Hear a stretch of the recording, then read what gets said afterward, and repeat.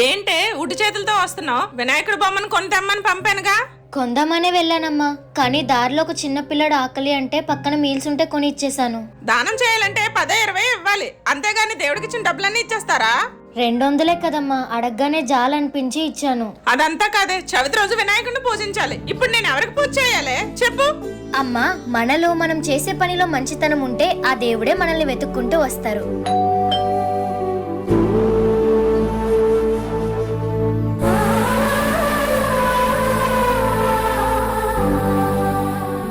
అదేంటండి, నేను వినాయకుని కొనమంటే అర్జెంట్ పని ఉందని వెళ్ళిపోయారు, ఇప్పుడు మీరే కొని తెచ్చారు.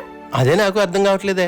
అర్జెంట్ పని మీదనే బయటికి వెళ్ళాను, కానీ తోవలో వినాయకుడి బొమ్మలు చూసినప్పటికి ఆగి కొనాలనిపించింది. దమ్మా తీసుకో.